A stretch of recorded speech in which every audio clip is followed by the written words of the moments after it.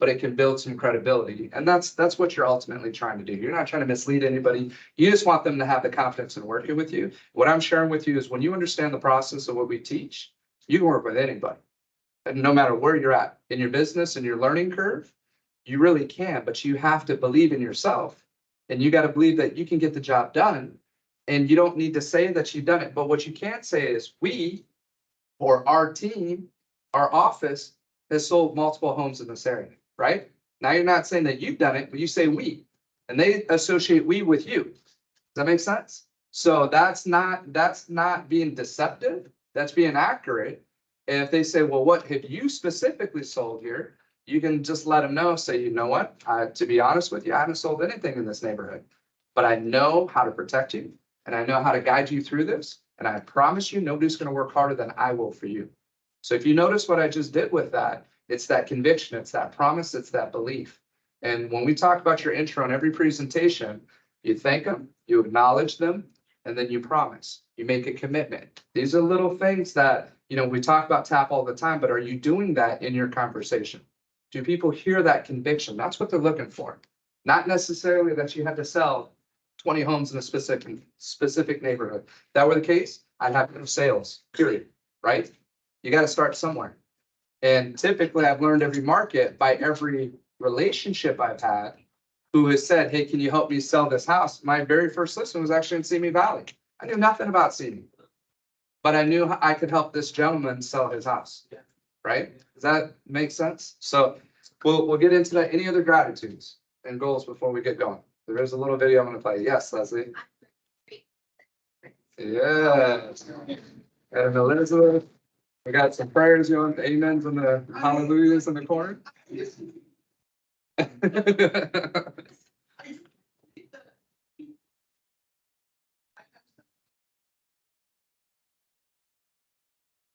Now, we're, if you, Elizabeth, did you know that this was going to happen when we were having those talks? Imagine. Really? Honestly, because mine is like now where I am in my age. I've always worked with her, but it's always about the heart. And the people who are here, I can't believe it, that the quality people. I could only dreamt of this. So it's like, my heart is so full. Your hair looks amazing. It's so cute. It's like, my head looks beige. You need to move the camera over here. Let's move the camera to this side here. I'm still learning this. Okay. No, that's too much. Okay. Yes, we have a lot of beautiful women. We're working on some beautiful men as well, but there's far and few between out there. So, but the beautiful, non-creepy men, right? Yes. Exactly. We're going to talk about that. What are your minimum standards? We do have some minimum standards in here. And the biggest thing is as mentioned, you got to have the right heart, the right inside. We definitely look for the right mind, but we can also work on that because we're all going through challenges. And most of us are going through more challenges now than we've had in the recent past. And that's across the board. And we have to remember that as we speak with our clients and our prospects, that people are probably going through their hardest time, maybe ever, right? And the more that you can connect, be empathetic, and actually truly care about other people, you're going to see that this business actually gets a lot easier. It's not as complicated as everybody thinks it is or makes it. We make it more complicated than it is. Well, we have to focus on the fundamentals and the right things to make sure that we're staying sharp and that we are locked in terms of what our job is and what we're supposed to do every single day. And when we have that clear vision, and that's my goal for today, is I feel it and I sense it, and I'll come in and I'll speak with different agents and I can tell it's like, what do I do right now?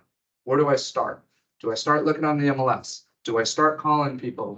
I don't know what to say. I don't know what to do. That's what we want to work on. And if you're ever unsure, please come ask me, or let's set up a time, even better. And we'll spend, I would say 30 minutes, but it's gonna be minimum 45 minutes, right? But we'll spend 45 minutes and we'll go through whatever piece of the puzzle that we need to work on so that you feel confident when you come in here, you know exactly what you need to do. Because the clearer you get on this process, it all starts happening. And you'll see that momentum pick up. That's all we want to do. So that's really our goal and our objective for today, moving forward. And I just want to open myself up to everybody that's here, but it all starts with you all showing up, believing in what it is that we're trying to do here, and just thank you. And thank you, Elizabeth, for trusting and having the faith, and Leslie as well early on through the transition, because, you know, I saw this as being this was a more of a dream than even a goal, that this is possible.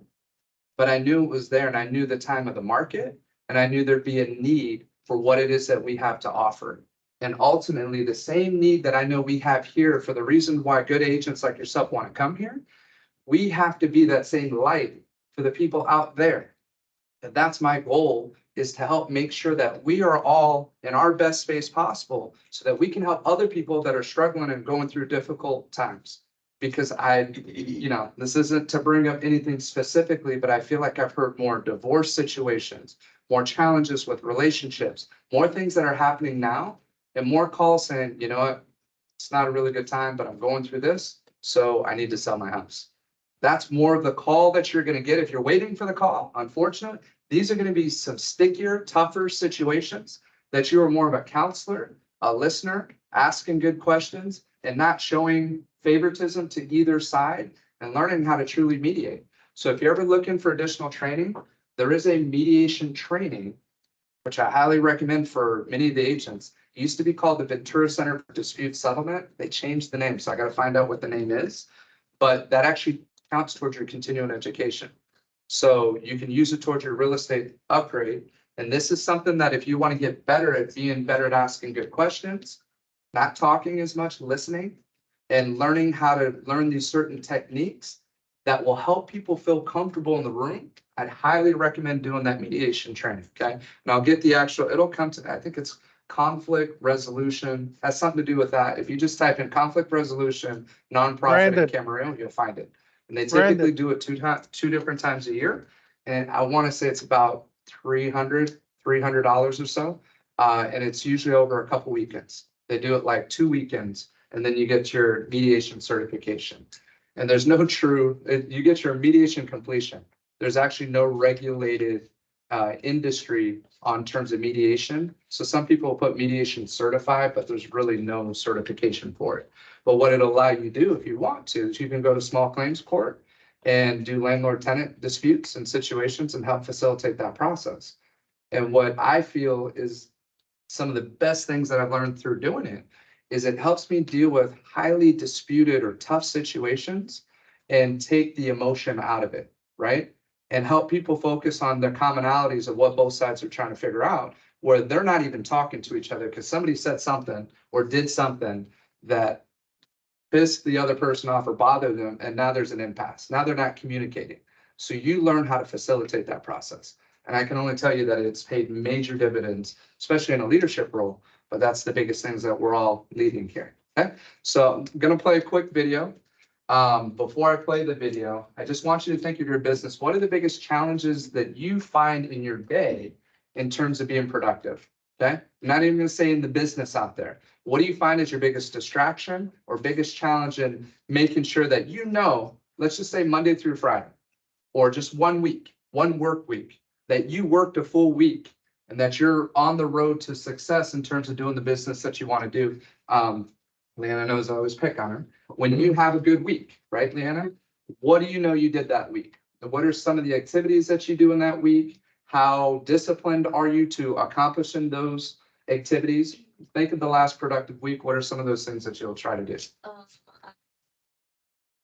prospect. So, but I don't cold call. I always door knock for an open house. I just did that with Candace last week. And then, About how much time when you say you door knock, how much time are you spending out there? probably Thursday, Friday. If I'm doing an open house Thursday, Friday, hour and a half, depends on how hot it is. Right. But like hour up to 2 hours. Okay. Super easy. 2 hours, couple days. Yeah, it's Yeah. really easy. Because it's just literally a conversation. I'm not going out, like internally, yes, you want to set the appointment, you want to find a new listing, but it's just about having good conversation is what I program myself to think like, Right. because in the beginning I would prospect to set an appointment, and if I did not set an appointment, I would feel defeated. So and I changed my mindset to be like, hey, if I can talk to them, have good conversation, and they show up Saturday, then Saturday is my chance if I wasn't able to set them. 100%. That was huge. And thank you for sharing that point. So shifting her mindset from having to go out there and feel like she only wins if she sets an appointment versus my goal is to have great conversations. And that was something I learned at a prospecting school that was very difficult for me. And I was being really hard on myself because I wasn't setting the appointment. And I heard a speaker talk about it and a coach talk about it. He said, look, stop focusing on the appointment, focus on having great conversations. Focus on truly trying to help out the other person that's on the other line. And that conversation, great conversation, that is my focus. So each day I need to at least have one great conversation. I don't know who out there in this world that I need to have a great conversation with, but ideally it's a great real estate conversation, but it doesn't always start as a real estate conversation. It starts just checking in with them, seeing how they're doing. The common line that I use is, you were on my mind. I was thinking about you. How are you doing? Right? Just those simple words is a perfect way. Thank you for. Do you have a question on the line? Question on the line? Okay. Do you mind helping me with Yeah. that? Thank you, bud. I appreciate it. Just to keep us on track with it. Yeah, I was gonna start on this, but I wanted to at least talk about the challenges before we look at disciplines. So there's, do you have the question on there? I don't even know what's that. Okay, so No, in chat. it was Fred. Fred had a question for you guys. Oh, we got Fred on here. Yes, Fred. Okay, it looks like we got a full house here. I didn't even see everybody. Welcome, everybody. Hey. online. Yes, Fred. Just wanted to tell you, it's Conflict Resolution Institute. Thank you. So Conflict Resolution Institute, and you've done Yeah. that training, right, Fred? I've done that training and I was a court mediator for Simi Valley in Ventura. And what do you feel you gained from that? What skills did you gain specifically, Fred? The biggest skills I gained was actually listening and understanding that, because when you're doing mediation, you can't make a decision. You've got to get the two sides to make the decision. And that was the biggest thing, was asking the right questions to try to gear them to where you think they should be. No, that's perfect. So when you talk about there's a different process, right? So it's not us negotiating. We can't tell them, hey, let's split the difference. You're offering 10,000, the other side's offering, I'm not going to pay anything. Well, why don't we just meet in the middle for 5? That's a big no-no, right? Correct. Right. So what would you say instead of that? Or what are some examples of what you can do or what you're ultimately trying to accomplish? I mean, you're ultimately trying to accomplish to get what each side wants and figure out how to get them in the middle someplace. Right. So so what it's called is the facilitative approach. The facilitative approach is very powerful because you empower them to resolve their own situation. And so some of the things and the tips of what you can say are certain things like, everything we talk about is confidential. Nothing that we speak about here can be used in court against you in the future, right? So it takes learning a little bit of the rules of mediation to help people feel safe. And you can use that in your real estate business and say the same things. Everything we discuss, if you have a family member that may hesitate in working with you, they don't feel safe. We have to make them feel safe. So we have to let them know that anything we discuss is going to stay confidential, right? That's my promise to you. No relatives are going to hear about this. No friends are going to hear about this. And there'll be friends that don't want to do business with you because they don't want you knowing their business. That's the reality of it. So it's the art and the ability, we call it the cone of confidence. We say everything that we discuss in this room stays in this room. You take pressure off to get people to open up and start having conversations. And when you get them to flow, we don't talk, we don't interrupt, we let them flow. But we can ask them specific questions to start helping them self-discover the solution, right? And some of the things we can say, which is future pacing, which is what we teach in our listing presentations, is we say certain things like, look, would you rather ultimately have a resolution in your outcome, have a say in your outcome? Or do you want to leave it in front of a judge and let the judge figure out for themselves? And now you may not like that answer. Well, right now you have a say in that answer. Will that motivate you to try to come to a solution? And everything's kept confidential? Would the fact that you could have a judgment against you, right, that could affect your jobs in the future or your credit report, would that motivate you to try to come to a solution without a judgment being put against you? Does that all make sense? So you learn certain things, you can still do that, and we can do that in real estate. And the biggest thing we do in real estate is we're trying to get them to trust us, to pick us, to be their guide, right? To be their leader that's going to lead them through this process. And the biggest objection that you're going to get is that they want to wait for a certain period of time before they list their home. We're going to touch on that. But thank you, Fred. I appreciate you sharing that. Anybody else online, just unmute yourself because I got the camera and the computer kind of far away from me. So just please unmute yourself and ask a question at any point in time. All right, so I was gonna play a quick motivational video, but I think we just jump into it right now, okay? You guys are good. You guys are motivated, right? You guys ready to work? Okay. Any specific challenges that you're having before we get our day started? So what are the thoughts? Yes, Lachelle? I feel overwhelmed. You feel overwhelmed, I have 4 pillars for my business written down okay? that I want to build my business based on, but She should be here any minute. Okay, we need to mute somebody on there. Right. I'm gonna need some help. Ken, if you don't mind. You got it, Leanna? Thank you. All right. but right now I feel overwhelmed with all the like what I need to do, what I need to put in place in order to utilize those pillars. to Okay, build so- the business. So what are the pillars? Do you mind?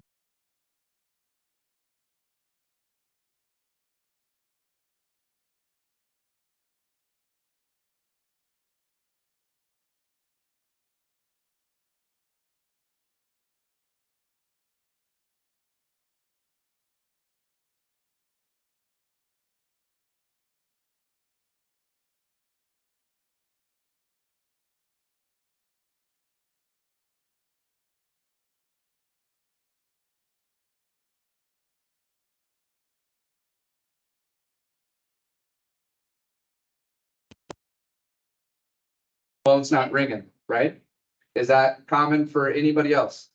Not ringing. So what do we have to do to overcome our phone not ringing? If we're waiting for the business, are we gonna do as well as we've done in the past? So the business has changed. So guess what we have to do? We have to change. We have to change our approach, right? We can still get the same results. We can get better results because everybody has the same challenges that we all have if you've done the business. So we have to think about that and stop telling ourselves the stories that we don't do these things, right? We have to think of what do I need to do? How do I change my approach to get the results that I know I'm capable of doing? That's ultimately it. So there's some very important questions that I want us to ask. And the key to your answer is what you focus on, where you can feel overwhelmed.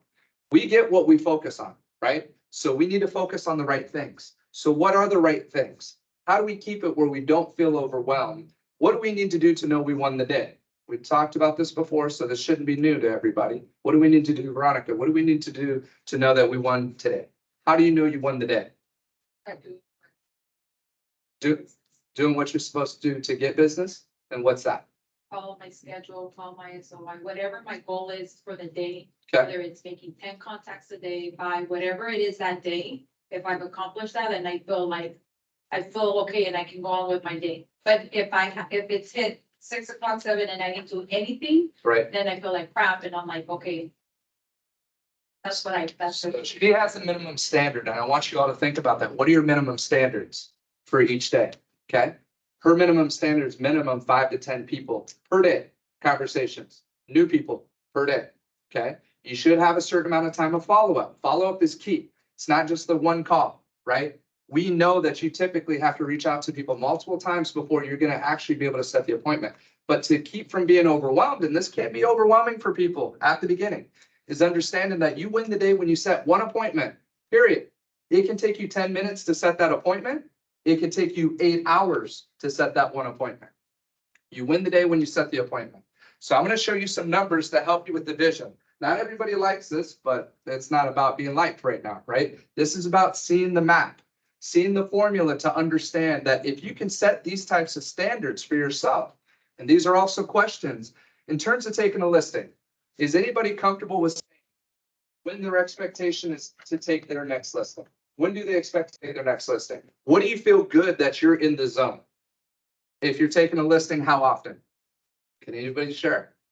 How often do you want to take a listing? What are your expectations for yourself? Are you even asking yourself that question? Are you just taking it when it comes? Is that the reality of it? That we just, okay, well, the next one that comes to me, then I'll take that listing. Does anybody have a standard of at least 30 days that they plan to take a listing? I'm hoping we got at least one in here. Okay, we got Leslie. Thank you, Leslie. We got one person who's focused towards taking a listing in 30 days. So let's just say 30 days is the number, right?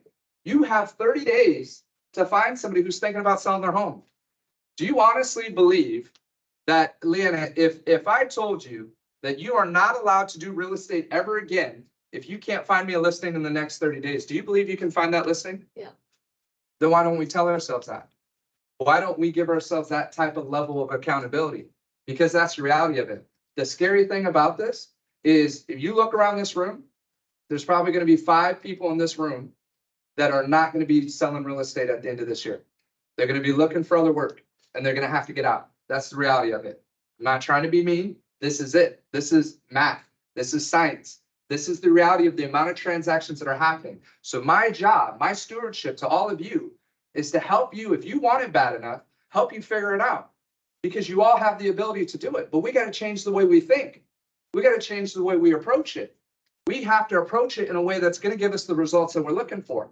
So at a minimum standard, I'm hopeful that you at least have the belief that you're going to take a listing once a month. But when you want to take it to that next level, if there's anybody in here who wants to do more than 10 listings in a year, then the standard needs to be once a week. That's a whole nother level of standard, but it's very doable. And that's what I want to show you in terms of the numbers. So let me map that out for you. It may seem intense, but it's very doable. It's all perspective of how we think. And that starts with the simple idea of setting one appointment a day. And when we talk about who do we call? It's our SOI, it's our database. That's going to be the thing, is our SOI, our database, the people that we know, we have to get them to be able to come in this office and sit down with you, right? And we have a hierarchy. Number 1 is to meet in the office. 2 is going to be at their property. That's their safe zone, okay? If it's a listing that you're going to go after, it's at their safe zone. Ideally, when you get highly effective and efficient, you actually want the sellers to meet you here first.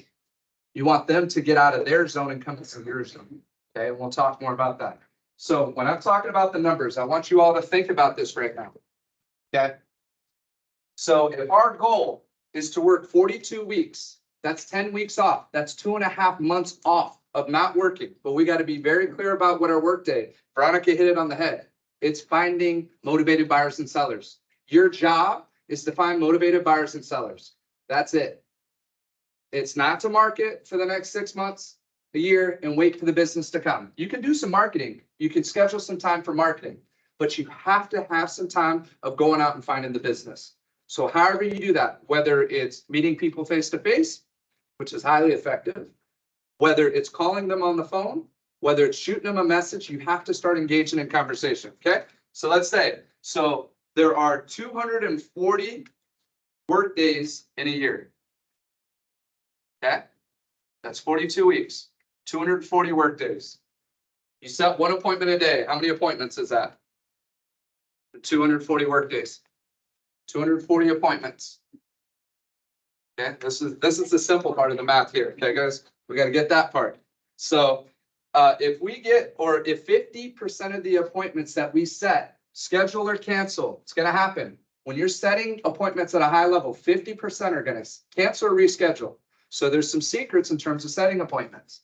Ideally, you want to set the appointment for the next 48 hours or less. The further out that you set that appointment, the higher likelihood they're going to cancel or reschedule. These are all true facts and studies, okay? It's very important you understand it. Now, at a minimum, you're trying to set the appointment. So some things I'll say to set the appointment is let's tentatively put something in the schedule for next Monday at this time. That's what I have available in my schedule. I'll check with you on Sunday. This is part of my prequel. I'll check with you on Sunday to see if that time still works for you on Monday as we get closer to that date. Is that fair enough? Yeah, that works great. So more than likely, they're going to reschedule, but sometimes they show up. That's the 50%. So 50% of those appointments show. Now we go to 120 appointments. Okay. Again, this is the idea of one appointment a day. That's all you have to do today. Set one appointment today. We do this 240 days out of the year. We're gonna go on 120 appointments because half of them are gonna cancel or reschedule, okay? Now, when 50% of those appointments cancel or reschedule, that's where we're at. Now, if we say 50 to 60% of those appointments we go on actually sign a listing agreement with us, that puts us at roughly 60, right? I put 40 to 60 to sign. That's actually a little bit less, right? But 40 to 60 people will sign an agreement. That's 40 to 60 listings in a year. It's insane, right? 40 to 60 listing or buyer contracts in a year. Now, 75% of those sell. Not everything sells. So let's just say 75% sell. We're at 30 to 42 sold. Does anybody know what the average commission is right now? 15. So we're going to go on the low side. So 30 times 15,000 is what? What is it? 450,000? Sounds about right. So $450,000 income. Would anybody be disappointed if they make 450,000 in the next 12 months? Yeah. This is very conservative in terms of conversions. This is very conservative in terms of shows. What we have to do is be more intentional in terms of the amount of conversations that we're having. Now, there are some simple rules and things that if you can follow this and figure this out, it is not overly complicated. But what happened is I changed my standards in terms of what my minimum expectation for the day was. And having 5 to 10 conversations is great, but having one appointment is even better, okay? Because you'll typically go with this on roughly 3 appointments per week. Do you guys think you can handle 3 listing presentations a week? Is that doable? I'm not saying 3 a day. I'm saying 3 a week. Would that be a nice schedule if you're going on 3 listing appointments every single week? That'd be amazing, right? For many of us, 1 a week is great, which still isn't bad, right? If we're doing 1 a week, so we cut this to a third, we're still making, what's 450,000 divided by 3? 150? Okay, so I'm glad we got me to end this class. So 150,000, right? That's 1 appointment per week. Per week. And only again, working 42 weeks out of the year, 2.5 months off. You guys like a job where you take 2.5 months off? It's pretty good, right? That's still, you could take weekends off. You can figure this out. That's why some people can do their schedule and actually work Monday through Friday and Saturdays. Like Saturdays till noon, 8 o'clock till noon. But you have to change the way that you're approaching the business. All right. Now, not everybody's going to like this or like what I have to say. It's not that I don't care. I know how important this is to understand this concept. Because when you change your approach and stop waiting, but you're proactive, it's easier for those of us who have a bigger database, have more relationships. It takes less calls to get them to actually meet with you face to face, right? But we have to look at multiple sources, as you brought up earlier. So as much, does anybody feel overwhelmed with this? Just be honest. Does this seem too much?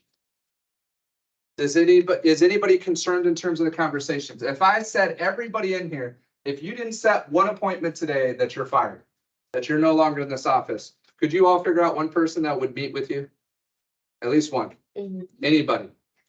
Okay, probably your mom, probably your spouse, but that's okay. That's somebody agreeing to meet with you, set an appointment, right?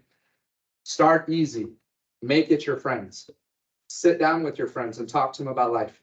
Find out what's going on in their life. They're going to ask you about the market. They're going to ask you how you're doing. It's always great. Okay. This isn't that we're trying to be deceptive, but the energy's got to be there. The answer is it's great.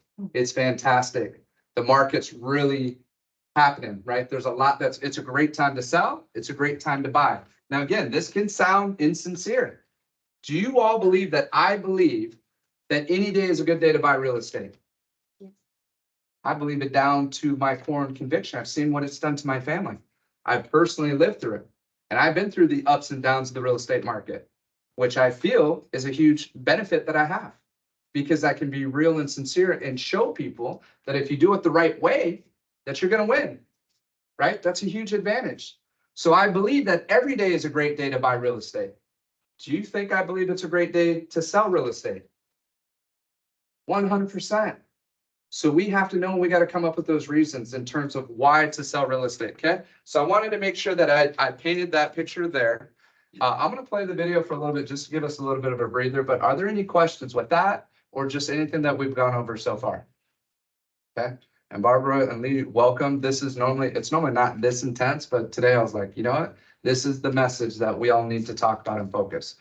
Because I don't want you to feel overwhelmed. I don't want you to not be able to pay the bills. I don't want you to not have to be able to stay in this business long enough to do what you have to do. And I mean that. Because if it doesn't happen, I failed you as a leader because I wasn't willing to have those tough conversations. Well, we have to be willing to have those tough conversations with ourselves and anybody who can help us. And that's it. The resources are here. I guarantee if you call Ken, he's not going to hang up the phone on you. I guarantee he's going to share some words of wisdom. I know I've called Jen, and I guarantee you're going to offer some help to anybody that you can help, right? Elizabeth, same thing. All the people that are in this room, we're all here to help each other. There's plenty of business out there, but this is not an office that we hide what we're doing to win, right? Because the reality is, even though we share everything, even though we put it all out there, we know that very few people actually have the tenaciousness and the persistence to do what it takes to succeed. And the reason why agents are successful in this office is because we figure out how to push through and how to do what we need to do. Okay, so I'll play that. Yes, please share. I just want to share an experience that I've had. I have been being Still a sharing. particular Is it client on? that I feel like my sister Leanna can really relate to. Sister. Wow, my sister. So I have worked with a client numerous times. I've always known she's cuckoo for Cocoa Puffs, for real. So I have listed her home. She keeps taking it off the market, putting it on. Then we got her under, and I'm like, okay, just let me get her into another home. She has gotten every single home that she's offered on and has backed out of every single one.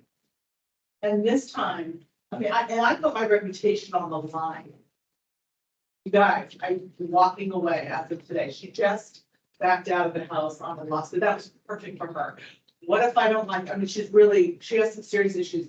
So my message is you can't care more than your client. So I know, we work from the heart, which is why I've been so patient with her for a year. And yes, the paycheck is over $66,000, you guys. My 7th transaction. She keeps backing out, she keeps changing her mind. And then yesterday she sent me a message. I decided I want to list my house for sale by owner. Are you kidding? We still have a listing contract and it's on hold.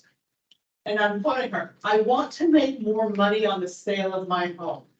So I had a net sheet for her. You guys, she bought her house December of 2020. I had an offer at the price that I did the selling net sheet for. She'll be profiting $415,000. Wow. Since December 2020, that's not even 3 years. So instead of always sort of acquiescing or doing, I said, how much more money do you want to make? And she hasn't responded. Realistically, how much more money? And so she actually said, I'm declining an offer because I don't like that they said that the model home has nicer upgrades than I have. And I said to her, this is not, take the emotion out of it. I said, this is a business transaction. And she wants to put her home for sale by owner. So what are the challenges she's gonna have selling it on her own? I don't, but just to start with, just naming a couple. Where to start. Doesn't know where to start to market it, expose it. She asked me if I could just put it on the MLS. Right. She asked if you could just put it on the MLS. Right. So there's a lot of different things here, right? There's a lot of different things, but you already know she doesn't have your best interest in mind. And she never once has she said, thank you. Legit, I have written 10 offers for her. And because of my relationships with the other agents, she's gotten every one of those. So what are you unwilling to accept in your life? I'm so done being beaten up and taken advantage of and not appreciated. And finally, like, yesterday when I sent that to her, I felt a sense of relief. It is a lot of money that I'm walking away from, but I don't know if I'd ever get it anyway, and that's why I've hung on so long. Cause I kept thinking, she's being forced to move, she's illegally living at a 55 plus with her, with the whole family. She knows she has to leave, and now $415,000 profit is not enough. Right. So there's nothing I can do to help her. So the key though is establishing your minimum standards. What are you willing to accept? And this is for every single person in here. You have to look at, okay, when is my life in the flow? When am I in the zone? When are things good? What does that look like? How do I get there? What type of activity do I need? How much business do I need to get there? What do I need to be doing in my life? It could be working out, it could be eating right, it could be spending time with the right people. I know for myself, my minimum expectation, my minimum standard for myself is I will only meet with people that I want to meet with. I will only speak with people that I truly enjoy their company and want to speak. So everybody that's here, I can honestly and sincerely say, I'm grateful for you and I enjoy speaking with you, meeting with you, spending time with all of you. That's how you should live your life. You have to set these minimum standards. You cannot allow, you can't lose something you don't have. But when the money is the reason that continues to motivate us, and it's nothing against you, this is out of survival. This is out of staying in business, right? And we do it all the time. And it's the biggest challenge is to understand that when you're in that zone that you don't want to be just because you need that paycheck versus, am I creating enough opportunities by my activities that I can walk away from business? Completely different spot. But we have to set these minimum standards. And if you want to be able to have the ability to walk away from business, you have to create more opportunities. Because I guarantee if Liz gets in an appointment with any person, she's going to knock it out of the park. I guarantee it. Now, the trick is, how do we get her in the room with more people, right? How do we get any of you in the room with more people?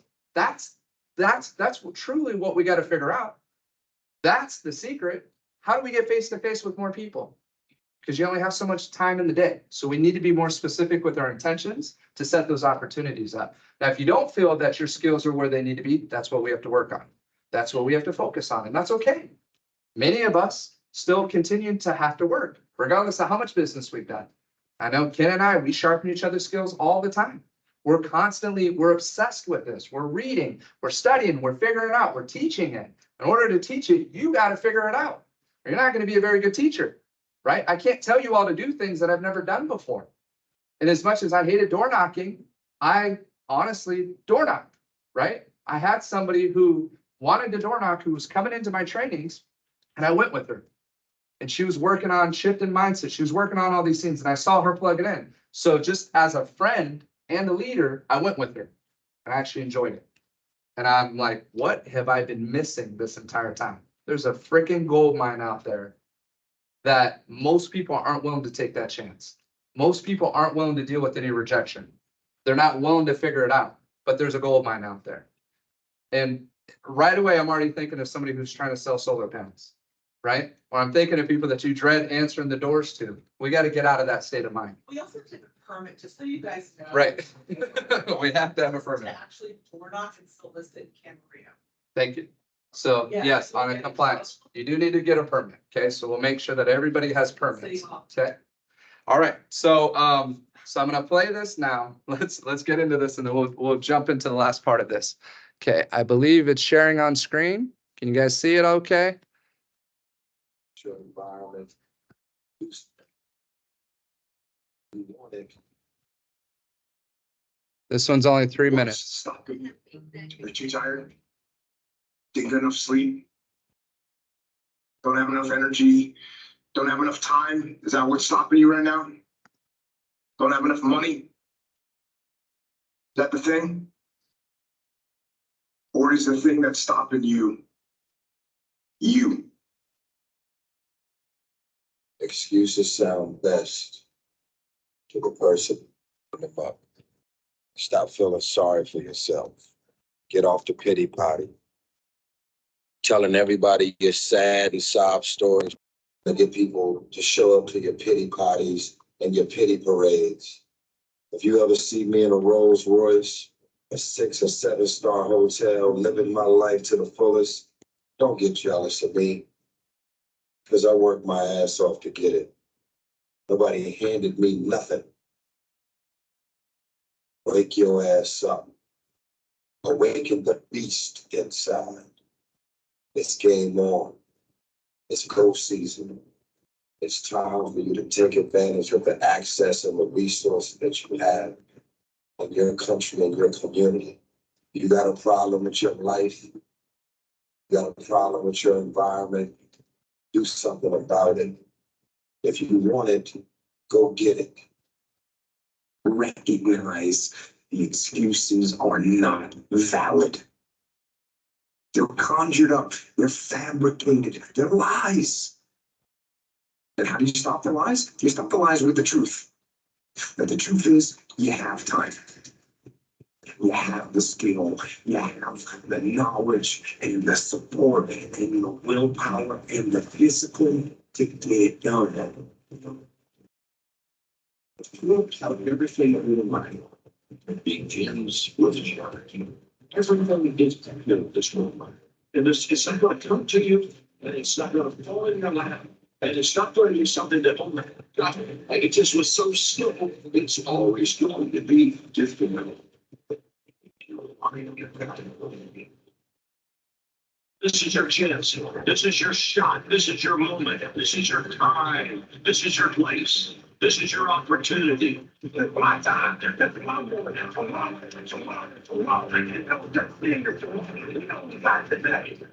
Stop praying. It's happen. It's all going to make it happen. It's all that happen. Why? And why? You still got one picture. Stay on that basketball court. Stay on that football field. It's grind season.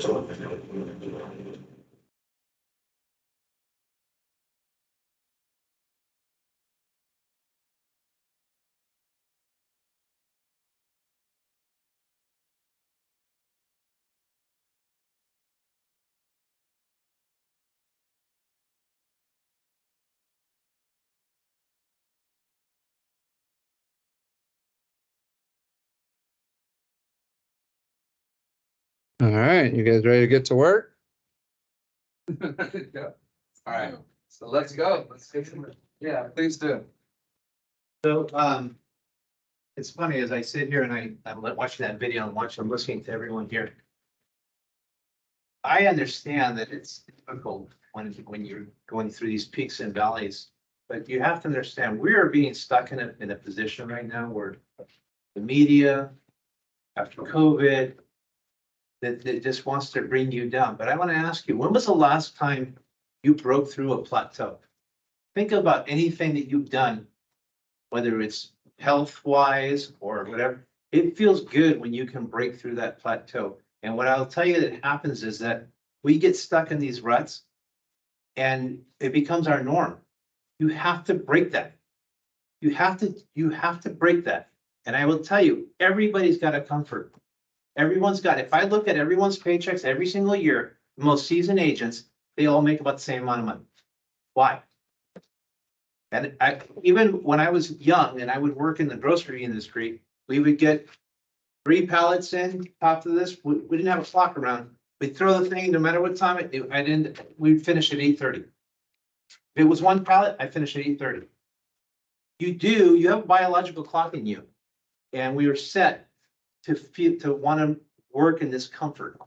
You have to break through that comfort, or you're never going to do it. Now, you mentioned you were overwhelmed. What aspects of what's overwhelming you? The details of what I have to do the things that I'm supposed to be doing. What are the details? So like, as far as the events, it's planning. It's like, what do I do to these events? What should I bring to the event? How do I start the conversations with the people at the event? So it's always like the planning part of it, like the open houses. It's like, okay, I got to reach out to agents to find the open house first, and then door knock to invite for the open house, or, call and invite people. So it's always the details of what I have to do that lead up to the big thing that overwhelms. So we gotta, and I get that. But so one thing I mentioned, I ran into someone the other day and they were telling me the same type of stuff. We gotta stop preparing to prepare. You gotta stop preparing to prepare. You have to go sell something.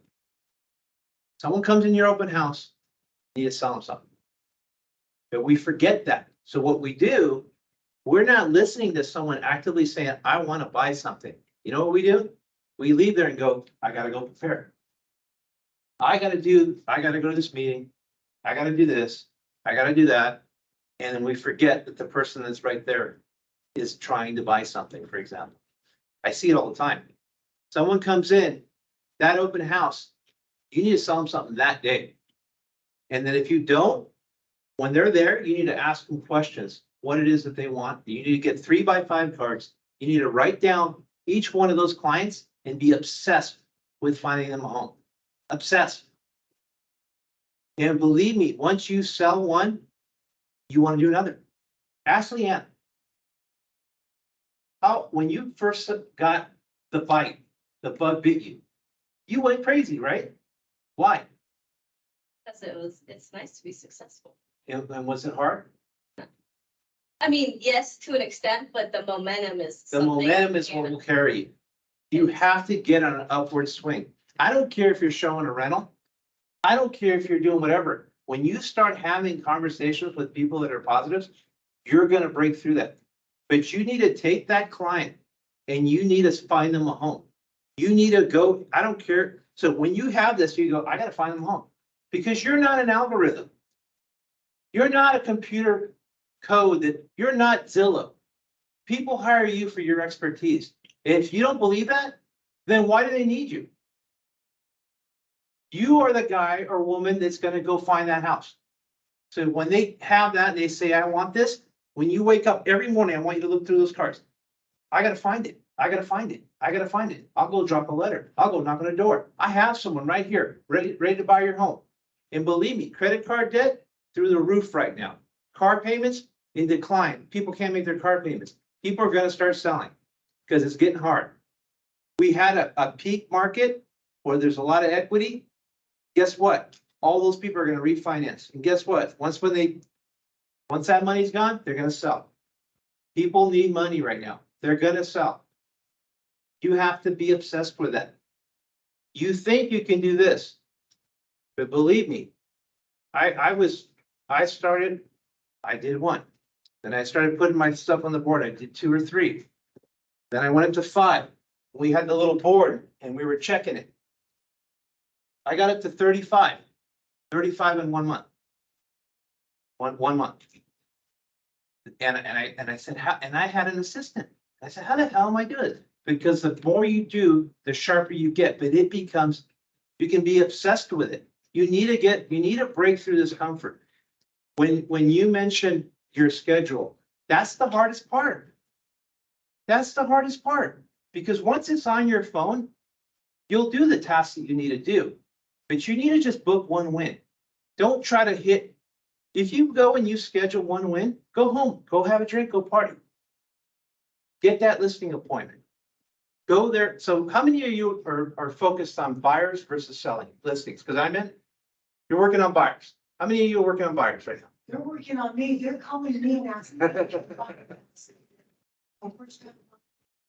I'm getting a lot of calls, the age group are like 30 years old. Okay, so why haven't you sold them a house? We're in process. I'm new at this. I've only been in this company for 2 months, but I have like 4 people right now that I meet with lenders, with BCCDC, stuff like that. So I don't have, I did say. That's great. But now with buyers, I have buyers calling me, hey, Roberta, install your social media. I really like what you're doing.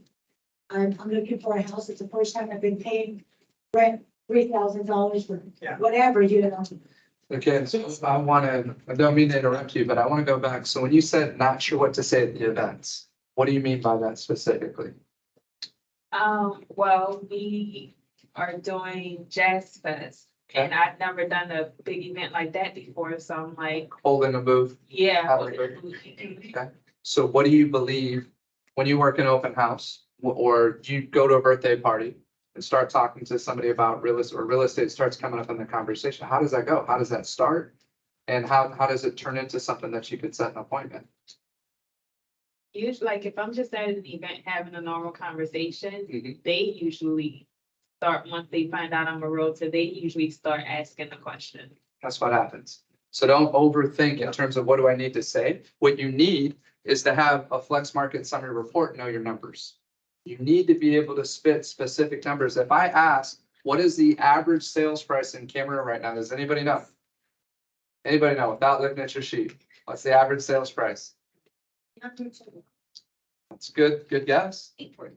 840. Okay. Any other guesses? What's that? 820. $844,113. That's guess what it was last year at the same time.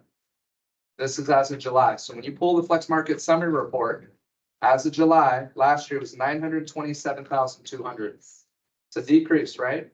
Of 9%. Now that's important. What I want you, anytime you're looking through this is, I'm gonna come up with a persuasive argument, reasoning, whatever you want to call it, because I don't like to think of it as arguing, but influencing somebody to take action now who's thinking about selling their home. Why is that stat important? If the average sales price is down 9%, why is that important? Because the damn seller wants to make more money this year. Well, that too.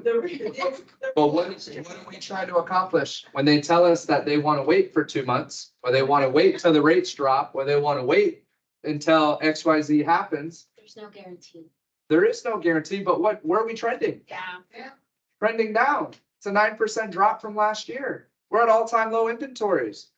Do you think there should be a fire under the seller's butts to sell their home? 100%. But the other good news is they didn't miss the boat yet. You're still almost making what you made last year. You're only off by 9%. What do you think is going to happen if you wait? You're going to lose more, right? So you can still cash out on your equity now just based on what Ken was talking about.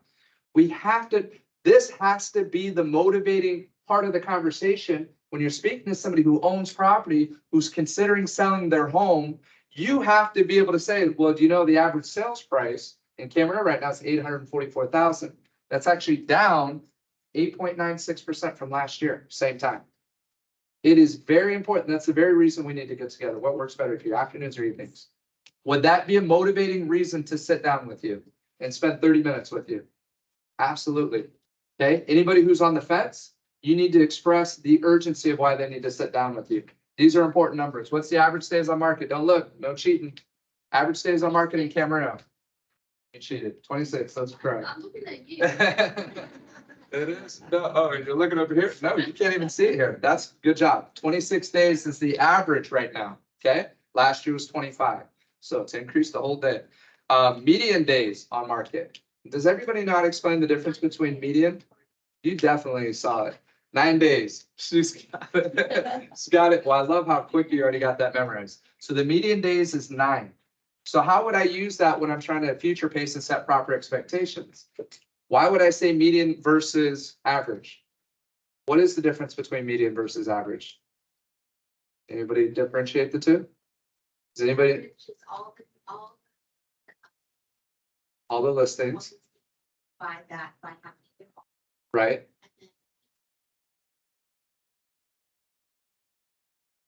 Middle number, right? So if we have 11 properties, right? There's 5 after and 5 before. So number 6 would be the median, right? That's 6, whatever that 6 property is, it's right in the middle. So the median is more important to show you what's working. The people who listed their homes right are selling in under 9 days. The average shows you the average with what didn't work and what worked, and that's 26 days. So if we're pushing closer to 26 days, we're probably on the side that didn't work, right? So that's how critical the communication is between the agent and the seller, and setting proper expectations that if we didn't price it right, we don't have showings. This is a part of your presentation. This is why these numbers are so important. And when you're speaking to people and you're sharing with them, and they'll say, well, if it only takes 9 days to sell a home, then why do we need a 6-month contract? They'll say things. You have to learn how to handle those objections. It could be as simple as it's company policy. Yeah, Right. let me share something too, you know, so 9/11 hit. And you want to talk about the market freezing? Nothing sold. People thought the world was coming to an end. And really, there was just fear going on. Well, I at the time had a pretty nice website that was generating a lot of activity. And I started seeing the trend of buyers starting to inquire again. So I had all these buyers that said, I want this, I want that, I want that, but nobody was selling because they were in this panic mode. And what I did is I had my buyers list and I went through all the listings that had expired that would have sold, and I crisscrossed them. And I knocked on every one of those doors and I went to the guy and I said, if I could get you a buyer at the price you had it listed, would you sell? They said, yeah. I'm only didn't sell because no one's buying. I sold 14 homes from that, just crossing them in, and I double-sided them, all of them. You have to pay attention to these corrections and trends. Use them to your advantage. Right now, there's a 9% decrease. What do you think is going to happen? Expireds are coming because people have overpriced homes, and the ego is involved right now. My home is worth this. I want more money. Well, it's not going to happen because people can't afford it. And people aren't doing it. So we're losing 40–50% of the buying pool. You're gonna see expireds coming right now. You need to get these buyers now that you have and go to those homes that expire and say, I have a buyer at this price. Would you be willing to sell it? Yes. And they're gonna be reasonable because they have to sell. They wouldn't have been. Expireds are the best hanging fruit. You need to start looking for those. So pay attention to these adjustments. We're going through a correction right now. Even though the market's flowing, even though it's hot, why is there a 9% decline? So that, believe me, you will see an increase in expired listings. Take advantage of that. Perfect. Thank you, Ken. Let's see if we can get this camera going again. There it goes. All right, so jump into the listing presentation right now. We always start with the beginning. We always get about halfway through. We never get to closing, so I'm going to jump into closing. But for the new ones, anybody who knows the answer, I'll pick on Mina. How do we start our listing presentation? Do you remember what the acronym is? Oh my God, really bad example of what am I trying to do? Come on, somebody say it. TAP. Okay, TAP. Think, acknowledge, and promise. So we start with the TAP. Okay. That promise is important. What we talked about at the very beginning of the meeting is very important. Am I muted? Yeah. Okay, somebody text. The volume, or is it the mute? You can unshare the screen now too. Okay, so we start with TAP. Then we go with, some people say MAP, but it's not another acronym. Then we have the blueprint. We got to cast a vision. 1, 2, 3, 4. I then say it's discovery, temperature gauge once we get to it. But what I really want to focus on right now is in closing and getting to closing, because I know that's an area that when you understand this process, every conversation gets a lot easier. Okay. What I mean by that is you're going to understand why people are hesitant in committing and moving forward, whether it is to write an offer on a house, whether it's to sign a listing agreement with you. You have to go through a certain type of conversation, a dialogue that people trust you and they open up and they share with you exactly what's going on in their mind or what's preventing them from moving forward. So one of the things that I'll write, thank you, Ken, on our prospect sheet or our client sheet is where are they at today, point A? What do we need to get them to point B? What's their next action? So if you keep notes on your phone, if you keep notes, however you keep track of your clients, you have to think of what their next step is. Okay. And I remember Roberta, you showing me a sheet of your prospects and what their next action is. That's huge. Where are we trying to get them to? So we think of that. Okay. So again, we start with TAP. Think, acknowledge, and promise. Alana, thank you for coming here today. I promise you, or before the promise, sorry, you have a beautiful home. I love what you've done with the garden here. It looks beautiful as you come up. Your curb appeal is amazing. My promise to you is by the end of this presentation, you're going to feel confident that I'm going to show you how we're going to walk away with the most amount of money when we work together and start taking care of some paperwork. Sound good? Okay. So what did I do in some of that promise? I did an assumptive close, and they may say, hey, wait up. We don't know if we're gonna hire you yet. I'm talking to a few other people. Is that okay if they do that? Absolutely, it's okay. We don't get defensive, right? Some of these are feeler questions that we put out throughout the presentation. I write temperature gauge, but you're doing feeler questions to start future pacing them that they are gonna work with you and take care of paperwork at the end of this presentation, okay? I'm confident that they're gonna see that they're gonna wanna choose me, and that's what we're doing in phase one, is we're getting them to choose us by going through a series of questions and answers, repeating and affirming, showing that we're listening, we're discovering, we're finding out the answers to the test so we can present the test and pass the test where they choose us. And they feel confident that they want us to work with them. Then we're gonna get into closing, okay?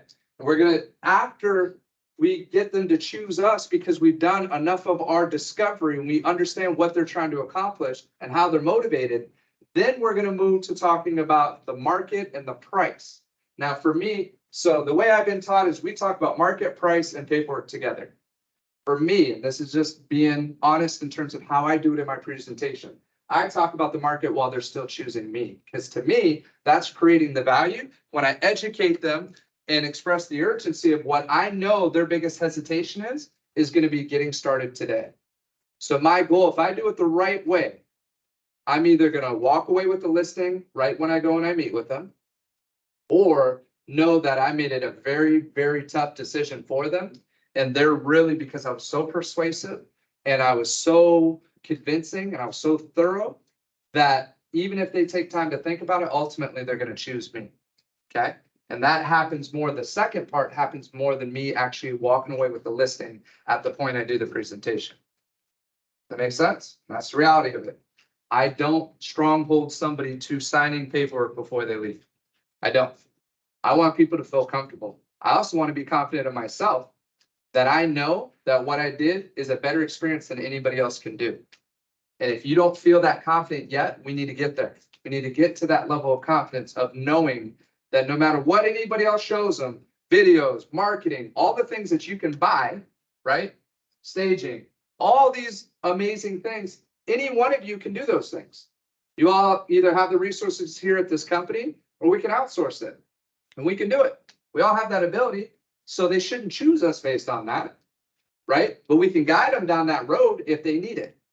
And it's not something, even if we have minimum expectations for ourselves, that we only take these types of listings because that's how we want people to perceive us. Sometimes we have to change that as well, depending on ultimately what you're trying to do. Remember, we got to retool things for this market versus previous markets.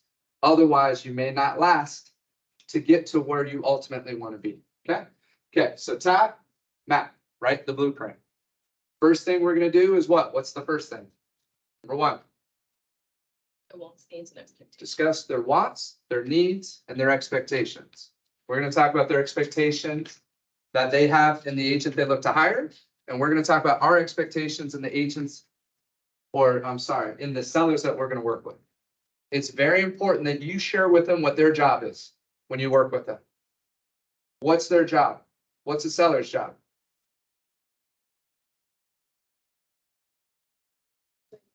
Get the house ready to sell, make it presentable. What else is their job? What other expectation? Think of the limiting things they do that don't give you exposure. Allow showings. We got to get them to work with us on our plan of our plan of action of how we're going to sell their home. So we need to make the home available, especially in those first 9 days in Camarillo, right? Those first 9 days are critical. So I can future pace them and say, look, we're going to work really hard up front, but if we price it right and we take the right photos and we stage it or we give it the best appeal that it can get in those first 9 days, and we do it the right way by following us. And I'm going to show you my stats, my report card that shows you that I've sold every single one of these homes. My average days on market is 14 days or 9 days or whatever it is, right?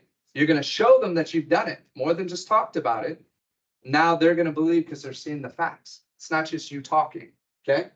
So needs, wants, expectations, what your expectations are of them, and then theirs of you. More importantly, what are they looking for in the agent they look to hire? That's a question that's always coming out. Are you interviewing any other agents? Used to be afraid to ask that question, not anymore. That gives me the secret sauce. That gives me what I need to know to overcome what their hesitation may be in them choosing me or us. That makes sense? But I gotta know what I'm up against. I gotta know who else is competing. I gotta know what company they're with, what brokerage they're with, and how we can show that they're gonna get more exposure and better representation with Century 21. More importantly, us as an agent, right? By working with us. But I gotta know what they're looking for. When you ask those questions, I'll hear answers. And this was very recently, just heard it come up and they basically said, I want somebody who knows our neighborhood. That's typical answer. I want somebody who can make us the most amount of money for the sale of the home. So in the presentation, you have to be able to articulate that you are going to help them net more than anybody else can net, or that you really know that neighborhood, right? And so you have to be able to show that you are qualified and able to do those things. And those are the things that they're looking for. Somebody who's going to answer their phone. That was another thing that came up. I want somebody who I can get a hold of, who's not just going to hand me off to somebody else. Am I working with you directly? Or am I working with a team member or somebody else? And the one thing I don't want is somebody not to be able to communicate. So communication should be in your listing presentation. As you come up with your listing questions, there should be a question about how do you expect to be communicated to? What is your preference for communication, right? And you can say something like cell phone, text, like calls, text, emails, and they're going to tell you why I work during the day during these hours. So it's usually better if you shoot me a text. Then if they're worried about you not calling or speaking to them, you're going to say, well, the good thing is, especially when homes start sitting on the market longer, which is going to happen. That's what's coming. Okay. Homes are going to sit. You're going to see 21, 35, 45, 50. You pull up 93033 right now. You're going to see 42 days is the average days on market at 93033. Southeast Oxnard. So you just saw 9 here. It's the matter of inventory, desirability, affordability. All these factors matter. Okay. And your average out there is about 630, 640,000 for a detached home. That's ballpark where they're selling at right now. Okay. In 93033. So with that, knowing these numbers is what helps create you as the expert. And then people are going to feel safe working with you because you know numbers and they'll say things like, oh, I don't have access to that information that you have there, right? Because everything's on the internet. You're like, yes, actually only real estate agents have access to these numbers and these reports, which are critical in us pricing your home appropriately to get you the results you're looking for. So in this conversation, I'm going to get them, I call it the commission story. I call it a commission conversation, whatever you want to call it, right? We're going to talk about commission at some point. Not always, but at some point, we're typically going to talk about commission and how to strategize, make sure you're offering at least 2.5% to the selling office. Not talking about what I get. We're going to stay focused on that to make sure that they don't underexpose their property to a motivated agent, because we got to sell the home 3 times. Who do we have to sell it to? The buyer first, who next? Buyer's agent second, and then who's third? The appraiser. I have to sell your home 3 times. I got to sell it to the buyer, I got to sell it to the agent, and I also got to sell it to the appraiser. Okay. So sometimes we have to overcome appraisals. That's why we talk about the pillars in terms of the 4 pillars, right? And we know those pillars. Keep testing everybody, but it's important to understand it. The pillar I'm talking about right now is negotiate the best terms. We have to negotiate up front. We got to vet buyers to make sure we work with the right buyer. Well, the awesome news is we have David, who's in the back here, who works with Peak Finance. He actually comes into the office Monday through Friday. We have him as a resource. I can call him on the weekend. I can call him. I actually called him right before I came to your listing presentation. And what are the rates at today, David? Just average, conforming, or conventional? Right at 7. 7% for conventional. Okay. What is it for VA ballpark? About a quarter less. About a quarter less. So in English, 3/4. so that's 6.75. Okay. For us, novice or newer people here, right? So 6.75 is on average for VA. So why is that important to know before I go to a listing presentation? What does that impact? Pool of buyers are less or more? Less. So even though we're at all-time low inventory where the seller's head can get big, that they can overprice the home or they don't need an agent, right? And we're going to do a for sale by owner. The reality is affordability is hitting So the average person who's looking, let's just say, so we have $640,000. What does their mortgage payment look like with minimal money down, David? 640, let's just say 3.5% down. Over 5,000. So over 5,000 a month mortgage payment, so a $640,000 purchase price. Over 5,000 a month mortgage payment with the minimum 3 to 3.5% down. 3.5% at 6 is what? It's roughly 18 to 22, then closing costs, another 10. P&I plus taxes plus MI plus insurance. 34K with HOA. So 34K out of pocket is gonna get you a mortgage of $5,000 a month. And then you're gonna ask the seller, and you're gonna bring this up in your listing presentation. And you're gonna show them a spreadsheet. I sent David an email. He sent me a breakdown. Minimal money down, 3.5% FHA. Sent me VA, no money down. He sent me 20% down conventional. So I could show those payments to the seller so they understand the challenges of what we have in selling their home right now. Because it's all-time low inventory does not mean your home's gonna sell for top dollar. It does not. Because of affordability. So we have to, as experts, as professionals in this business, have a network. I have a network of agents in here. I talk to top agents every day. It's actually my job, right? Convenient, right? I talk to top agents every day. You all talk to top agents every day. You all have a network of agents. One of the first things I'm going to do in my plan of action, which is the next bullet, we did needs and wants. Then we have plan of action. Okay. Plan of action is what I do to get home sold. Well, one of the first things I'm going to do, once we sign this listing agreement and paperwork, I can't start doing it yet. But what we're going to do is we're going to fill out a CELM. What's a CELM? Seller excludes the listing from the MLS. Why am I going to have them fill that out when I take the listing today? Because I don't want any other agent to come tomorrow who then at that point could convince them to sign that paperwork today. I've had it happen where I was like, I knocked it out of the park. I even brought Emma when she was like 3, 4 years old. It's like, it's in the bag. Who could turn down Emma, right? She's adorable. I have to feed this kid, right? I got to put clothes on her. There's no way they're going to list with anybody else, but I didn't close. And I hit it off with the owners. And then I show up the presentation 2 days later, but they called me right after an open house to come check their place out. So I had no time to prepare, but what I know now, I would have closed them, right? But I had to learn a hard lesson. I went there, I checked it out, I built rapport, I connected with them, right? We vibed well. I showed them that I know what I'm talking about. That's the reason why you called me to check his place out, because I talked about inventory in Camarillo. I talked about other properties that he could potentially be interested off the top of my head, not looking at a list of properties. That's why he called me to check his Lakeside Village property out here in Camarillo. Check the place out. Guy's a driver, analytical, but also driver. Knew exactly what he wanted. We're all hitting it off. I think it's all great. 2 days later, I drop off the listing presentation. It's well put together. 2 days later, not the next day, 2 days. The next day, he met with somebody from Keller Williams. Signed the agreement because she put the pressure on him to sign the agreement. I show up and he's like, wow, I can tell you put a lot of time into this. I wish I would have saw this when we first met. I said, we just met at the open house. It was impossible for me to give you this. You asked me to come right over right after the open house. He said, I know. Unfortunately, I just signed the paperwork with somebody else yesterday.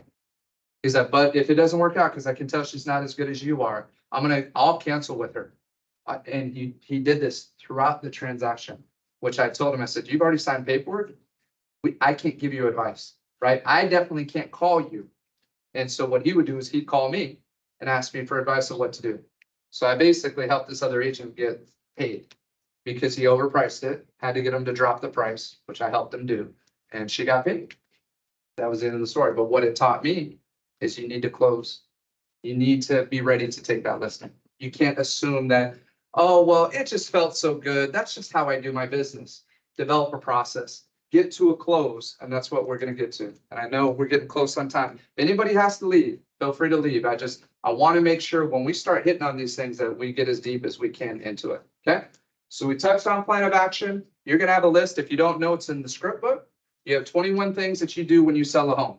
At least start with that. Modify it to fit what you do today to sell a home. So a lot of what I'll talk about is when we go live, we'll go live on a Monday or on a Wednesday. We do caravan on Thursday. We're gonna have 20 to 30 agents come through in Caravan. We're gonna pitch it at our office meetings. We're gonna do these things. I'm gonna call the top 20 agents that are buyers agents in Camarillo, and I'm gonna call them up, let them know that I have this listing coming up because they're all waiting with qualified buyers right now. I'm gonna speak to our in-house loan officer and ask them, hey, do you have any buyers that are qualified between $600,000 and $700,000 with this coming up? Do you see how I'm not just listing the property, putting it on the MLS, just waiting for it to sell? I'm a proactive agent, just like I am proactive in how I reached out to you because I prospect. Well, guess what? I do that every day. And I'm even comfortable showing you my schedule that I reach out every single day looking for motivated buyers and sellers. And they may say, well, how does having another seller help me trying to sell my property? Now I don't know if I have all your time. And that actually came up the last seller conversation I had.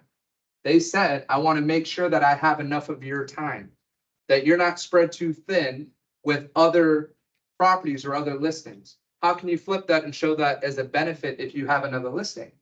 Only one person can buy that house. Do you have buyers? Only one person can buy that house. And guess what? You got 15 offers on that house. You think you may have a source of 14 motivated buyers that potentially could walk your property, especially if it's around the same price point in the same neighborhood? Huge advantage. That's why we proactively look every single day. So in your presentation, as you're getting them to choose you versus the competition, we're not talking bad about everybody else. We're talking about what we do, what we know other agents aren't doing. Okay, does that make sense? Okay, so now we did needs, wants, expectations, plan of action. Then we're going to talk about the market, where it was, where it is, where it's heading. I'm going to get into the Flex Market Summary Report. I'm going to talk about what's currently happening today. I'm going to let them know that the market is fluid and about every 2 weeks it's changing. Why would I do that? What's that? Future pace. Also get them to understand the urgency of selling right now. Okay, that's my goal this entire time, is to light the fire under their tail to get them motivated to sell right now. And I've been saying the same thing for the last 7 years. Hasn't changed, because we know what we can do today. We don't know what tomorrow brings. We don't know what's going to happen with the rates. We don't know what's going to happen with natural, hurricanes, right? We don't know. We don't. And how does the hurricane, how can that affect the sale of a home? Does anybody know what that's doing today? How's that, David? Anybody who has a lender that's getting ready to close a deal, not gonna close until a EAIR is done. The damage assessment inspection report. The appraiser has to go out, make sure the house is undamaged. Just needs to be external, so they don't have to go inside unless they see obvious damage. And that's gonna stop any seats closed, clear closed, until the underwriter sees that we've got no damage on the derrick. It's not gonna close And that's across the board, right? across the board. Across the Any board. lender. So does anybody have a buyer transaction that they're gonna be closing? We're getting one done, a rush done, the one that's close. Okay, is there an additional cost for that? Yeah, there is. There is. $75 $175, and that goes to the buyer? goes to the buyer. Okay, so an extra $175 roughly that your buyer's gonna have to pay. So if you have a closing coming up in the next week, 2 weeks, just know, make sure that you're speaking to your loan officer and find out about that. Ask if they're gonna do another, their appraiser has to go back out to check the property on the exterior. Okay, Is that just because there was an It's earthquake? because the governor declared this Ventura County is one of many counties in Southern California that was declared an emergency event, whatever. They Right. declared it an emergency situation. Okay. So anytime you get that, it's like if there was a fire, like we had the fires that came down in Camp Springs, same thing. Anytime there's a natural disaster, even the fact that we had an earthquake in Ventura County, that would have also triggered it there. So, yeah, lenders want to make sure their collateral is still there when they close the fund. okay, no, thank you for sharing that. So I'm gonna jump ahead just a little bit. So we did plan of action, we talked about the market, we're gonna get into the market stats, and we're gonna show them how that affects pricing. Okay, I'm gonna get them to understand the difference between value and price. What's the difference between value and price? And why do I talk about this? How would you explain value versus price? Go ahead. Value set by the market, what does that mean?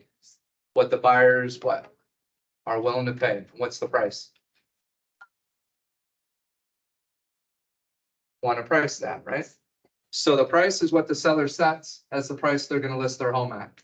The value is based on desirability that a buyer is willing to pay, but more importantly, what we like to talk about is creating a buzz, creating as much draw, trying to create a multiple offer situation. We're trying to get them to understand that you don't want to overprice your home and have a lowball offer or a buyer know they have no competition because you're overpriced. Because they can tell just looking online. They can tell when they walk into the home, this home is not worth what it is, right? We already talked about what the payments are gonna look like, which is gonna weed out the competition. So you have less competition there, right? Based on that price point. Who could actually afford $5,000 a month for 600,000, which is typically a condo or a townhouse, not a detached home at 600,000, right? Southeast Oxnard, there's gonna be, one coming up right around 635. 3-bedroom, 2-bath, like 1,100 square feet, just south of Lindenwood at 630,000. That's over a $5,000 a month mortgage with the minimal money down. That's the reality of what we're at. But we have to know that. We have to be able to explain that to the seller so we get them from overpricing their home, and we're working together to price it right. And I'll say something like, I'm interviewing you just as much as you're interviewing me. Because I need to make sure, because I'm sticking my neck out on the line, I'm spending money out of pocket. We're gonna spend time, like Elizabeth shared the story, with somebody. We're gonna stress with you. We're gonna do everything we can with you. I need to know that you're committed to selling your home. And if I can't see that you're committed before we sign this paperwork, then we're not gonna move forward together. So I may actually walk away from this. So like, why would you walk away from this? Because I need to make sure that we're on the same page, that we're gonna work together as a team. These are things that I say in a presentation. And it works. And they appreciate the forwardness and being honest and truthful, and that you have standards in terms of who you're gonna work with, right? And they wanna be on your team. By the end of the presentations, they should think, I cannot work with anybody but this person, because I know that's who I want. It's also called the takeaway close. When you walk away from it, and you're willing to walk away from the transaction. Now, all of a sudden, they start listening to you after they never listened to you because they knew you wanted that commission. So they did whatever they wanted. But the second you say, you know what, this isn't gonna work, I'm gonna have to find you somebody else. How many times do they change that tune, Leanna? Every time. I know we have a specific situation, okay? So once we get through that, then we do discovery, and we're asking all the questions, and we're finding the answers. Then we're gonna get to the feeler questions, temperature gauge, whatever you wanna call it, scale 1 to 10, 10 being 100% confident that I can sell your home, 1 being 10%, where are you at?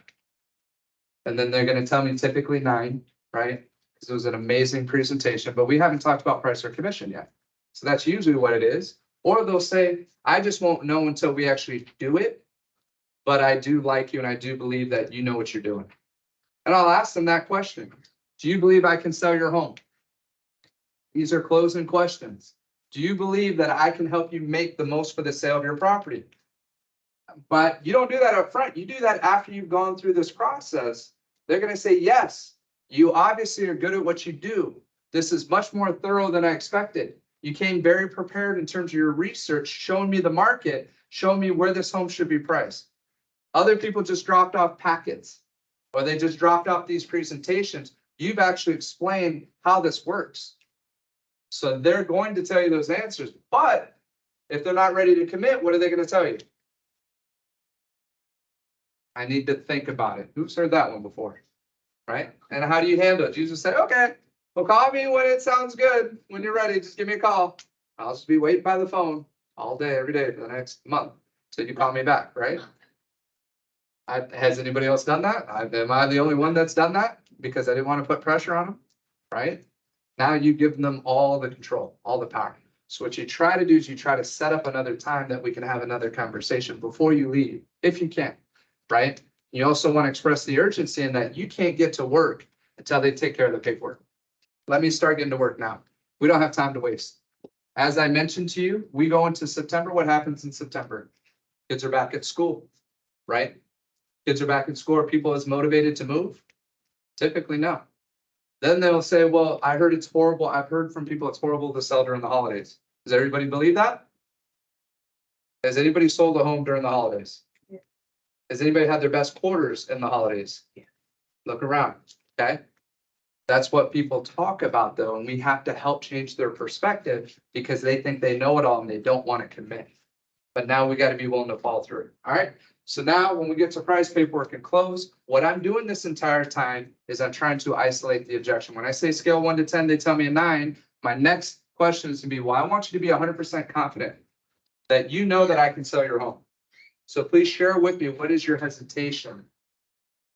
Or what do I need to answer? I obviously haven't answered all your questions for you to feel 100% confident that I'm the right person to represent you in the sale of your home or to purchase your property. Mind sharing with me what that hesitation is? What am I doing? I'm discovering, but then I'm going to do what's called isolate the objection. Okay. So isolating the objection. So if they tell me, well, I love everything you have to say, I just don't want to pay too much money in commission, right? What do you charge commission? That could be it. So then what I'm going to say is, so if commission makes sense, right? And we can work that out. Is there anything else? This is isolating the objection. Anything else that would prevent you from working with me? Other than commission, is there anything else? Well, I don't know what we're going to price the home at. Well, the good news, we're going to come up with the price together, right? But again, it's got to make sense for both of us. You overprice your home, I don't feel confident unless you're willing to reduce it 2 weeks from now. And we sign what's called the modification of terms that's already dropping the price 2 weeks if we don't get what you're looking for at your price. And that's a way to approach it, to let them win. But in 2 weeks from now, you've already signed this, that we are dropping the price to the amount that I recommend if we don't sell your home. Especially when homes start sitting on the market 40+ days, it's a great strategy, okay? That you do that. And you do that up front, you're already future pacing them. Now it's not a difficult conversation 2 weeks from now, when no showings happened in 2 weeks, no offers came in, you already have that price reduction. Okay, so we'll get into that. But we're isolating the objection with there's nothing else, and then we're closing to that. What happens if I overcome the commission and that's their only objection? What happens? Take care of paperwork. We close. We found out what their only hesitation was. But how many of you are actually isolating the objection in your listing presentations? Are you going that hard? Are you being that specific? Can you think of it? Has anybody tried to do that before? And you've had to try, right? I know you discover. Have you ever tried to isolate the objection? No. You don't think so? So, Okay, I think you do. I think you do it in your open houses. No, I do, because I've seen you set up. yeah, Well, that's still closing. It doesn't have to be a formal listing presentation, but you're gonna find out that there's a reason why people won't commit to you in terms of purchasing. So I know we're getting past the time. I wanted to make sure we touch on it.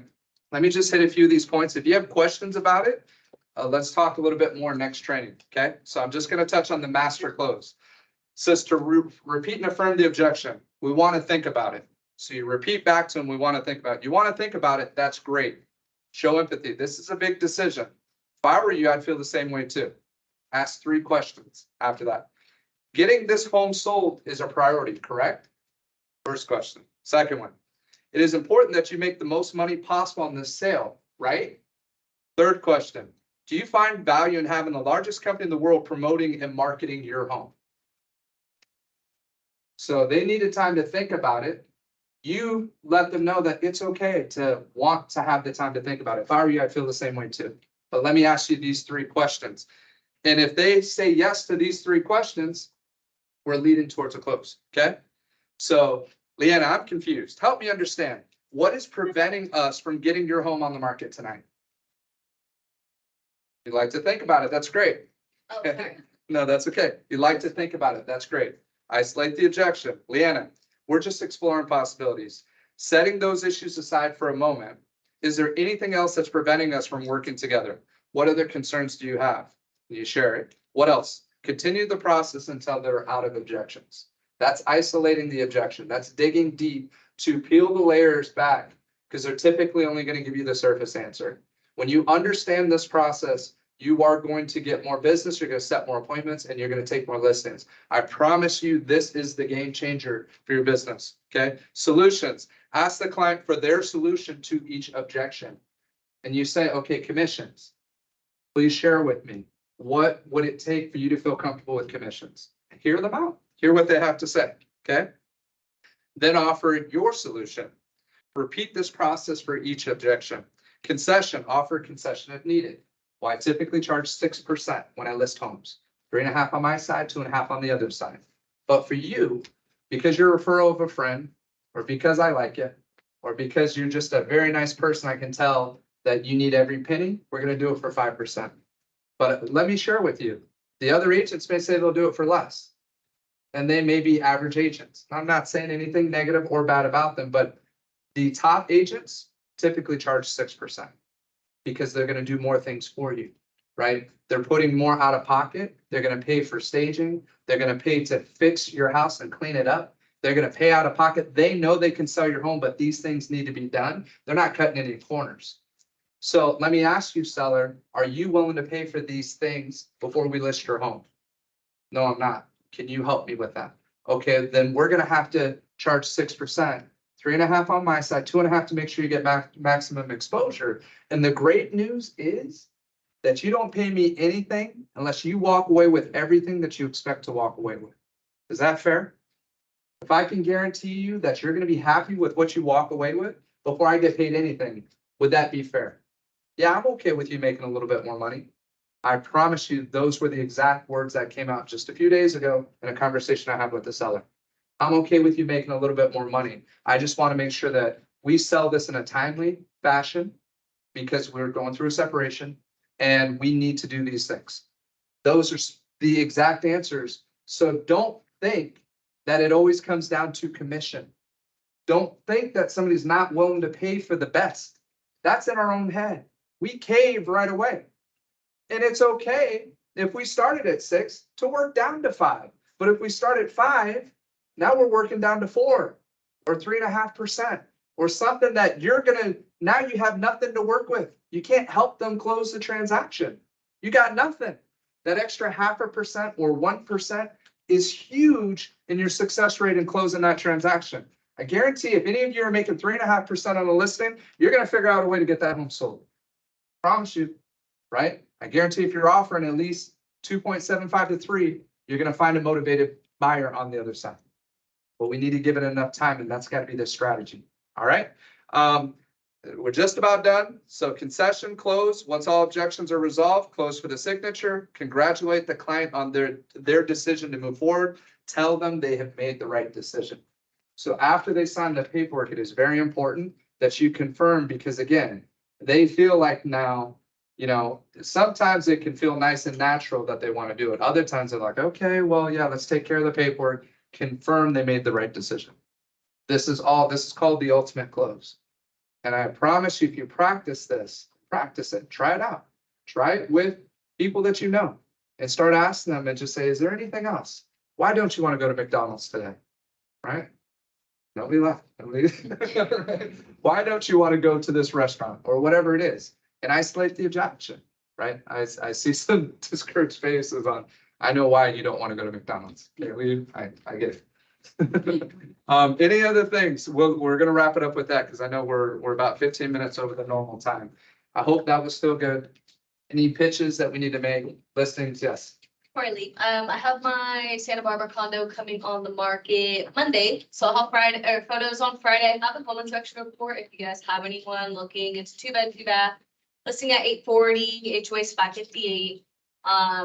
It's on the west end of Santa Barbara. It's 10 minutes from UCSB, so if you guys have anyone looking like for an investor for housing, let me know. I'd love to work with one of you guys. And then, yeah, I sold my other one in Santa Barbara. It is on hold. We just did an inspection, so they're just cleaning up some things in the house. That was 4-bed, 2-bath, listed at 245. And yeah. Job. Thank you. Thank you. Awesome job. Any other listings? Upcoming listings? Brittany, Oh, sorry. upcoming listing? Yeah, sorry. Oxnard 3420, the Geraldton Diamond Bar. So it'll be coming up soon. We're just cleaning up the outside and a couple things inside, but it'll be listed at 6:35.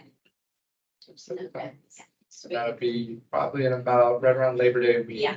Or it's actually after Labor Day week Yeah. for that last survey Yeah. that they're gonna do. Yeah. Okay. It's great. Yeah, and that's right around where all the comps are at. One just sold up the street, one out at 655, but it appraised at 640. So 640 is right about where it should be. Any other listings, upcoming listings? properties. Okay, well, we're gonna work on that, right? We're gonna set an appointment today. Any other buyer needs that you wanna pitch? Buyer needs, any buyers, what are they looking for? So we can connect the dots. Yes, Lee, you? I do have a need. Okay. They could afford over 800, but they are only willing to pay 737. Okay. They have particular area in Oxnard they wanted to be, Mhm. but they, What area are they looking? I said, which area are they hoping to be in Oxnard?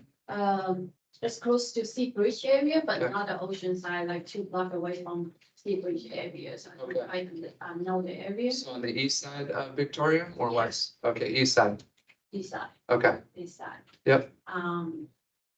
So they're well qualified. Good. And they, yeah, they're ready. and that's off. Is that Woolley right there? Woolley and Victoria? Will be in Victoria. Okay, so like Camarillo, offshore, all those properties in there?